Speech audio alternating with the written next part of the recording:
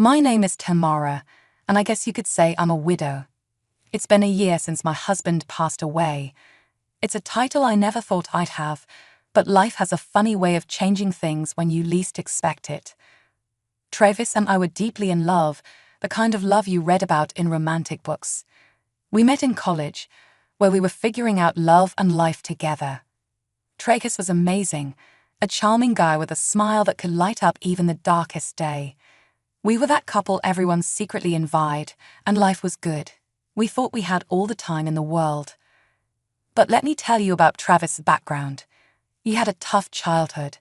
His dad passed away when he was just a little boy, leaving a hole in his heart that never quite healed. His mom, Carolina, was something else, and I mean that in the worst way. Instead of being there for Travis when he needed her, she was off chasing her own love stories. Travis was practically invisible to her. Carolina remarried a wealthy man named Frederic, who lived in a completely different world. She cut ties with Travis like he was nothing, focusing only on her new husband's money and the fancy life they had. Frederic bought her a house, cars, and many other things, and she acted like Travis was just a nuisance. It was heartbreaking to see Travis struggle with her indifference. When Travis proposed to me, our life was stable and secure. It seemed like the perfect time to share the news with his mom, hoping it might help heal their broken relationship. So we went to her fancy mansion, full of hope. But when we got there, she couldn't have cared less. It was like Travis was a stranger to her. She barely acknowledged us, let alone our big news. It was clear she didn't care about us at all. That visit was eye-opening. When we stood at her doorstep, her coldness was shocking. "Hey Mom, it's me. It's been a while," Travis said. "Oh, Travis, why are you here? And who is this?" Carolina replied, "This is Tamara, Mom, my fiancé. Nice to finally meet you, Carolina." "I've heard a lot about you," I said. "Fiancé, huh? You're engaged, and that's why you're bothering me?" Carolina asked. "Mom, we thought you'd want to know." "I've missed you," Travis said. "Missed me, Travis? It's been years." "I've moved on," Carolina replied coldly. "Mom, please just listen. We're getting married soon, and we'd love for you to be part of our lives. We live just half an hour away," Travis pleaded. "Rebuild what exactly, Travis? I'm busy. I have a new family and a new life. I don't need reminders of my past," she snapped. "We're not trying to remind you of anything, Carolina. We just thought you should know about our wedding plans," I added. "Wedding plans? How quaint. But I've got plans of my own, plans that don't involve you or Travis." "I'm sorry, kid," she said dismissively. "Mom, why are you doing this?" "We're your family," Travis said, his voice full of pain. "Travis, I don't have time for this. My husband Fred will be back soon. He's the one who matters now," Carolina said. Her words cut deep, rejecting her own son like that. How could a mother be so selfish? Travis was devastated, and I felt his pain. But life went on, and we got married. Our wedding day was magical, and as I walked down the aisle toward Travis, I knew I was making the right choice when I married Travis. We exchanged vows, promising to stick together no matter what. Our first year of marriage was filled with beautiful moments. We lived in a cozy little apartment that we rented while saving up for a house. It was just the two of us, so the apartment seemed perfect. Travis was the most loving and caring husband. He would surprise me with breakfast in bed, and every day felt special. We created little routines together, lazy Sunday mornings with pancakes and cuddles, and adventurous Saturday nights trying out new restaurants. Travis always remembered the little things, like how I liked my coffee and my favorite flower. We talked about our dreams, our future, and how we wanted to build a family together. Our first wedding anniversary was supposed to be a magical evening. I went all out with scented candles, flowers, everything. I was just waiting for Travis to come home from work so we could enjoy a fancy meal and toast to our love. But life had other plans. Instead of Travis, the phone rang, and it wasn't good news. It was the police, telling me that Travis had been in a car accident on his way home. All those romantic plans, all the effort I put into making the evening special, it all fell apart. The dinner sat there, growing cold, while I rushed to the hospital with my heart full of fear. I paced the hospital corridors, praying that Travis would be okay. But the doctors gave me the heartbreaking news. There was nothing they could do. They said he had a day or two left at most. It was a gut-wrenching moment. They told me I could go in and talk to him one last time. When I entered his room, I was overwhelmed with emotion. We held hands, tears streaming down our faces. It was all in God's hands now, and I clung to the hope that a miracle might save him. Tamara, I don't know if I'm going to make it, baby, Travis said, his voice weak. The doctors say it's touch and go. Travis, don't say that. You're going to pull through. You have to, I replied, trying to hold back my tears. Tamara, I love you so much. Whatever happens, just promise me that you'll be happy and that you'll find love again. I couldn't have had a better life. Thank you. Travis, please. There's something else, he said, his voice faint. I bought us a house. It was meant to be our anniversary gift. It's a really nice one, in a great neighborhood, right next to my mom's place. I held on to some hope, I guess. I thought maybe if I was close to her, she might let me be part of her life again. I'm sorry, I feel like a fool now. Oh, honey, don't be sorry. You tried. The house is yours now. You're the owner. Do whatever feels right.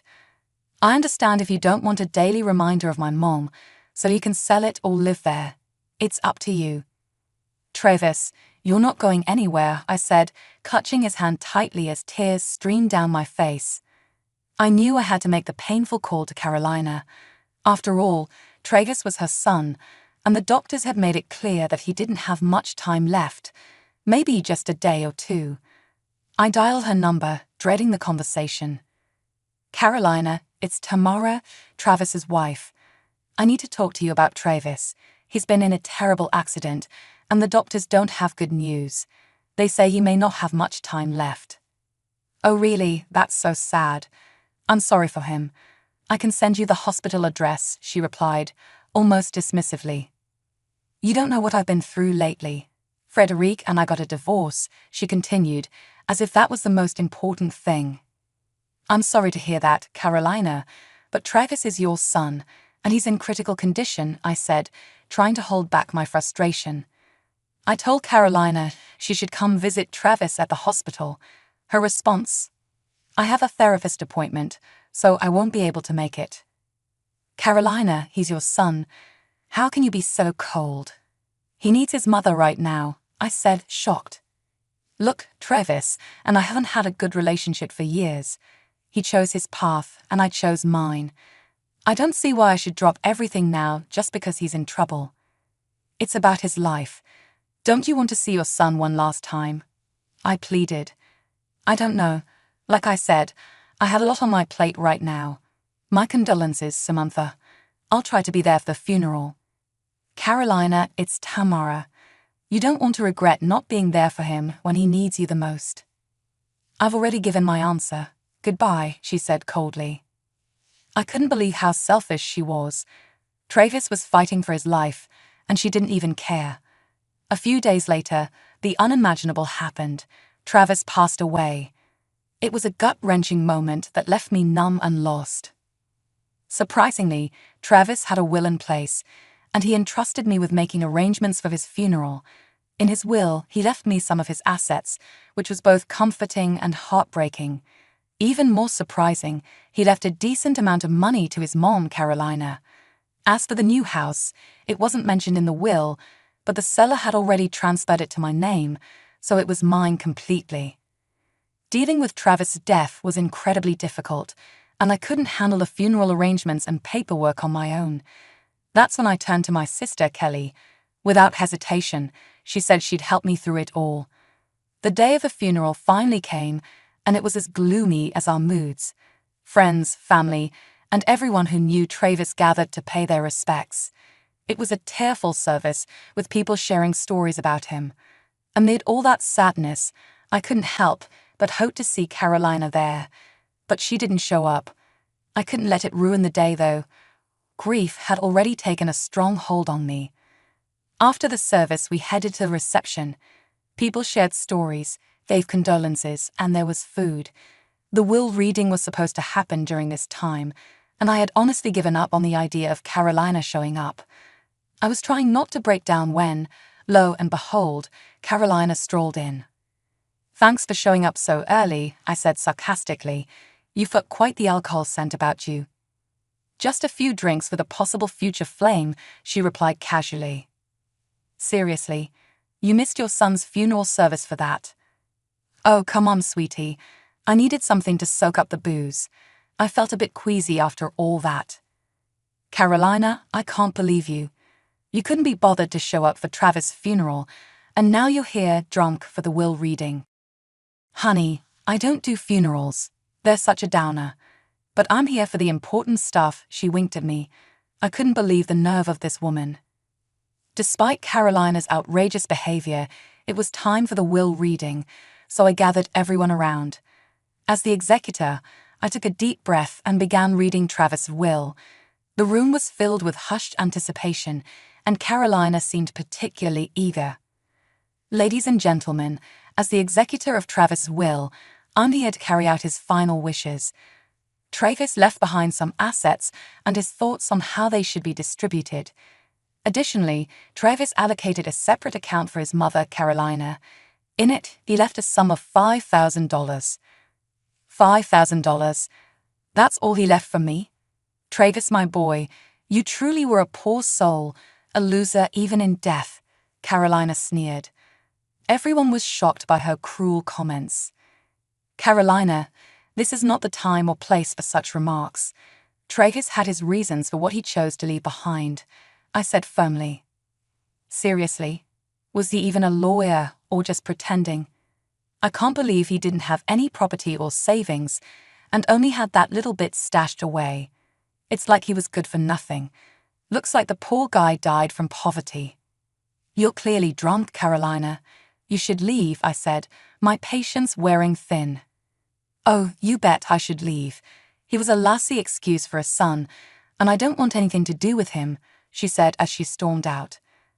As the hours went by, I couldn't shake the memory of that messed up day. Carolina's heartless act at Travis' will reading still stung like a bad hangover. My sister Kelly came over, and we both vented our frustration and sorrow about Carolina, who had shown no decency for her own flesh and blood. Time moved on, and I started thinking about the house Travis had bought for us. The idea of living next door to Carolina was unbearable. I couldn't stomach the thought. So, I decided to take matters into my own hands. I got in touch with the real estate agent who had been dealing with Travis's house purchase. Luckily, Travis hadn't completed all the paperwork before he passed away, so with the agent's help, I finally took the keys to the house. It was a bittersweet moment, knowing this was supposed to be our new home, but it was also a painful reminder that Travis was gone. One day, I gathered the courage to visit the house. As I walked up the driveway, emotions hit me hard. It wasn't just a house. It was a mansion, much grander than I had expected. Next door, Carolina's house seemed tiny in comparison. I didn't expect to see such a huge, beautiful place. As I walked through the door of what was supposed to be our new home, I couldn't stop thinking about the life Travis and I could have built together. The pain was unbearable as I explored every corner of the house, haunted by memories of what could have been. I realized that I couldn't live there without Travis. Determined to sell the mansion, I stepped outside. That's when I heard a familiar voice. "What are you doing here?" "None of your business," I replied. "Oh my God, there was no house here some time ago. Don't tell me you're the buyer of this place. It would be the biggest joke on earth with that little money your fiancé left you. Can't you feel any sympathy for your own son, who talks like that?" "Sympathy for that loser. I should throw a party instead." "Carolina, can't you cut the insults? Travis is gone. Show a little bit of respect." "Respect? Travis was a fool, just like his father. You and he made quite a pair." Her words hit me hard, not just because they were harsh, but because she was his mom. Her cruel comments replayed in my head, making the pain worse. So I decided not to sell a house after all. I was going to move into the mansion, not just to show off or compete with Carolina, but because I needed a fresh start. Maybe this was what Tragus wanted, so I decided to do it for both of us. Packing up my stuff from our old apartment was tough. Everything had a memory attached to it, a piece of Travis. I wrapped up his photos, his favorite books, and all the little things we had collected over the years. When I stepped into the new house, it felt like a dream Travis was supposed to be a part of. The day I settled into the new house, I knew what I had to do. I baked a batch of Travis's favorite blueberry muffins, put on a nice sundress, and headed next door to face Carolina. I wanted to give her the news myself. She opened the door. "Tamara, what on earth are you doing here? What is this?" "Hi, neighbor. I just moved in, and I thought I'd bring over some muffins I baked." "What? How? When? Why?" "Let me break it down for you, Carolina. Travis bought this house for us as an anniversary gift. He probably used his savings." "Travis did that. Why didn't I know about it?" "Because, Carolina, you were too busy with your new husband and counting his money." "Tamara, I didn't know." "Of course you didn't. You've always been absent. From not visiting Tragus in the hospital during his last moments to skipping his funeral service and just showing up for the will reading. I made some mistakes.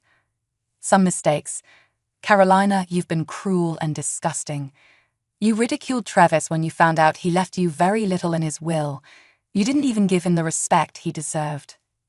I never realized how much I hurt him until it was too late. Please, Tamara, I'm genuinely sorry. Sorry now that you found out your son had some money left for you. Love should have been unconditional. You know what, Carolina?